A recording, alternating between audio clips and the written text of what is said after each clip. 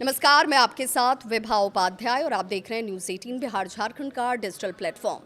Middle east के रणक्षेत्र से एक ऐसी खबर सामने आ रही है जिसने दुनिया की महाशक्तियों की धड़कनें तेज कर दी। ईरान और अमेरिका के बीच बढ़ते तनाव के बीच अब युद्ध का समीकरण और खतरनाक हो गया है। वजह है रूस से जुड़े चेचन लड़ाकों की संभावित एंट्री, जिन्होंने अगर जंग में कदम रखा तो ये टकराव और ज्यादा भयावह हो सकते हैं। मिडिल ईस्ट में हालात लगातार बिगड़ते जा रहे हैं। अमेरिका और उसके सहयोगियों की तरफ से ईरान पर संभावित जमीनी हमले की चर्चा के बीच अब ईरान की ताकत भी तेजी से बढ़ती जा रही है।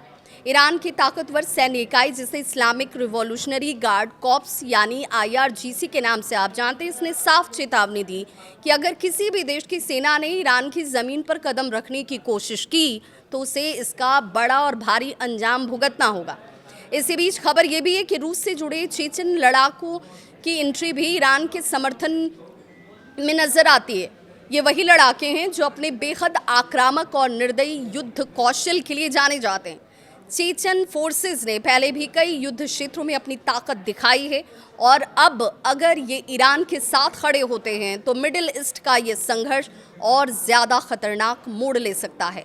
IRGC के प्रवक्ता इब्राहिम जुल्फहारी कहते हैं कि स्टेट मीडिया के तहत उनकी तरफ से जो बयान आया उसका दावा है कि दुनिया को सख्त संदेश दिया गया है। उन्होंने ये भी साफ कर दिया कि ईरान अपनी रक्षा के लिए किसी भी हद तक जा सकता है और अगर कोई हमला करता है तो उसे करारा जवाब भी दिया जाएगा। इस बयान के बाद ये तो साफ हो गया कि तेहरान अब किसी भी दबाव के पीछे से दबने वाला नहीं है, उससे पीछे हटने वाला नहीं है। और इस बीच राजधानी तेहरान में हुए जो हवाई हमले हुए, उन हमलों ने हालात को और ज़्यादा गंभीर कर दिया है।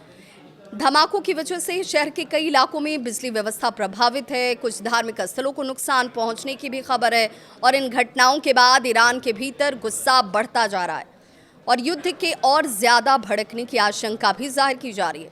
तनाव के बीच ईरान की संसद ने स्टेट ऑफ होर्मुज़ को लेकर एक बड़ा फैसला भी किया।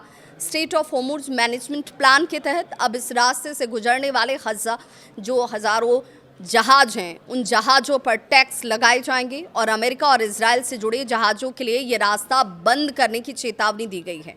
यही वो समुद्री रास्ता है जिससे दुनिया के बड़े हिस्से का तेल गुजरता है और इसीलिए इस फैसले से वैश्विक व्यापार और ऊर्जा आपूर्ति पर भी असर पड़ सकता है। कुल मिलाकर मिडिल ईस्ट का ये संघर्ष अब केवल मिसाइलों और ड्रोन तक सीमित नहीं रहा। अगर चेचन लड़ाके सच में इस जंग में उतरे तो ये टकराव और भी ज़्यादा खतरनाक रूप ले सकता है। अब पूरी दुनिया की नज़र इसी बात पर टिकी है कि आने वाले दिनों में हालात शांत होते हैं या फिर ये तनाव किसी बड़े युद्ध में बदल जाता है। इसे लेकर आपकी क्या है राय, ज़रूर बताएं।